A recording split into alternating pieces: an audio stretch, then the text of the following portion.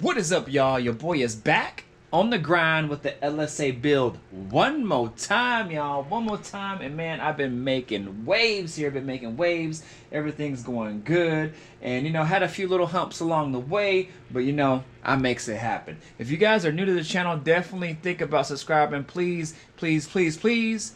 Go ahead and follow me on these builds, man. I got some good content coming. You guys stick with me. Definitely, y'all. Give me a thumbs up right now. Please, let's get these likes up for these videos, man. I'm putting time in for you guys and for everybody else doing what I love to do. And hopefully you guys love to follow along as well. So I'm just finishing up the heat exchanger. As you guys saw from my last video, you saw that I had it mounted, but I had to make one more bracket. I'll show you guys that here in a moment. And I was able to mount the pump. Man, I found a good location for the pump. Hopefully it's good enough, and I'll go ahead and show you guys that right now. All right, you guys, so here we go. So I have the intercooler mounted. Man, it all worked out real good, y'all. Real good. If you can look underneath here, you see it. It's there. It doesn't hang too low. Man, I'm loving it. It might look like it's hanging low because I got the camera tilted at an angle, but I have plenty of clearance, and it's looking real nice under here. This was the last bracket that I had to make. Again, that was super easy, and man, I actually think it turned out really good. I just had an opening here on the transcooler, and the transcooler is mounted really secure. I just had a hole open there on that mounting point, and then I just tied it in with a piece of aluminum metal, and put that there and tied it into the top of the heat exchanger.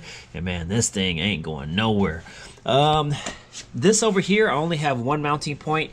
At some point I might actually either build something on the top here, or I have an idea where, let me take it to the bottom. You guys might not be able to see that, but what I'm thinking about doing is just using one of my aluminum straps again, and come from this end down here over to the corner here of this core support. And if you guys can kind of see that, that's kind of what I did on the other side. Let me show you. Actually, that's exactly what I did on the other side. You guys can see that. So I was thinking about doing the exact same thing over on this side as well. And you know, it won't be like a top and a bottom mounting point like I would prefer. However, if this ever if one of those mounting points ever gave way or got loose or something, at least I'd have a backup. So anyways, that's what I'm thinking. Or I could just think of something else completely. Who knows? Also, I was able to mount the pump, and that's where the pump is, y'all, right there. Let me see if I can do anything with this light. I hate how it makes those lines. If I can change the brightness of it, that doesn't help. But anyways, y'all, that is the pump, and man, I think that's a really good kind of hidden location for it. There was actually a piece of sheet metal that's bent at a 90. And there was some kind of shield there before, and I remember taking it off a really long time ago.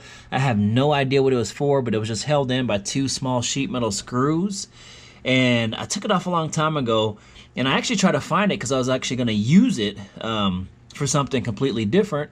However, in looking for it, I just thought, well, this has a bracket, so maybe I can tie this bracket into that sheet metal piece, and it already had two holes drilled in, so I just enlarged one of them and then drilled another one, and man, bolted that in, and that's super secure here. So I mean, if anything, it might kind of shake front to back just from any vibration, but I think we are good, y'all. I think we are good. I just noticed that maybe if I wanted to use this mounting point, there's a bolt up here, and then maybe I can hook like a 90 or something, a piece of aluminum, and bend it down, mount it to that point up there, and then come down here if I wanted to make it a little bit more secure. But I think that'll do the job though right here, y'all. So that way I can access my inlet and outlet from the pump, and then take it right to the heat exchanger. So that is gonna be super dope. I think, if I'm not mistaken, this is the in, and then that's the out. I could come in from the lid and out right into the heat exchanger right here. So that'll be a short loop there, and then come out with on this end back to the lid up top here. So what I'll probably do is if you guys ever seen the CTSV lid, the in and the out comes from the front, and from the cover it has that LSA engine cover. It has the little provisions for the hoses that come out in the front. That's probably how I have to run it. Originally I just wanted to do it from the side, but I think I'll probably come down and then go out to each end here. So I think that'll be good, y'all. Oh man, I'm really happy about that. Shoot, I think I might call it a day on that one.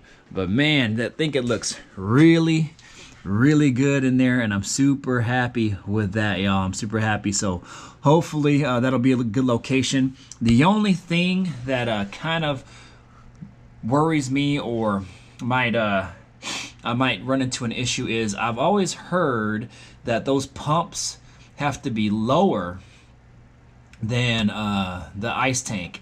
And I was gonna get an ice tank or a reservoir. Well, I probably will get a reservoir. I don't technically need one, but I probably will. I don't know so much if it has to be lower technically than the reservoir, or how much lower than the reservoir, but I always heard that they have to be lower than the icebox tank, which is pretty much like a reservoir, and it's just, you know, a lot larger. So that way it's kind of more gravity fed, so the pump is not working as hard. So we'll see kind of how that works. I don't really know. Hopefully that's a good location for it. If not, then I might have to just get a stronger pump, or thinking about relocating that. It was just really hard to find a location to mount that under the car. It just really didn't seem like I had any good spots to locate it. I looked under here, on this side, I looked on the other side, and I really wasn't comfortable with mounting it anywhere. I would have had to probably drill a hole through the frame or something. Then I wasn't about trying to do that right now. And so I think that'll be a good location. What I might do first is just start with it there. I'll probably just end up getting a reservoir just because. Maybe not mounting it right away. Maybe see if I could work with just running the hoses from the lid to the pump and through the heat exchanger, and kind of see how that goes. The good thing about having the reservoir too is if you need to fill it up with fluid, it's a little bit easier versus kind of me filling it through here. And I'd have to probably take the grill off or something, unless I can fit my hand down there through here. Sometimes it gets pretty tight. And it's a lot easier to fill it through the reservoir, and it's also a lot easier to burp the system also as well through the reservoir. So we'll see if I'll try to get a small one, and then I'll try to mount it like under at its highest point or something over here. As long as it's above, I think it'll be pretty good. So, but yeah, y'all, I think that's it. I think I'm gonna call it. I'll call it just a LSA pump install. I think we are good on that, y'all. And I'm gonna call it a day. I'm gonna stop while I'm ahead, y'all. I'm gonna stop while I'm ahead. But shoot, man, this thing is going great. I've been knocking out something every single day this weekend, and this will probably be the last time I work on it until probably either Wednesday or Friday. So, man, this thing is coming along. We are one step closer again. You guys know what to do, man. Like, comment, subscribe, share, do it all. Stick with me, y'all. We got this. LSA swap owned 1978 Caprice Classic Coupe Sleeper, aka flexing on them. You know how we do. All right, y'all. I'm out. Deuces. Another thing too, man, I am glad I save every single nut and bolt and screw and whatever I have. I mean, although I have a collection of tons and tons of bolts. I mean, this is like old stuff that I've just collected from just other builds, junkyards, whatever. I mean, every single little thing I can think of. I mean, I have new stuff, old stuff, all kinds of sizes, random, whatever, even some down in that little pan down there. I mean, everything, y'all, and it's helped me so many times. I've been able to find things in here without going to the store, and so I'm sure some of you guys also do the same thing. But like for this pump, I was able to use These actually bolts right here, I don't even know where I got these or where they came from.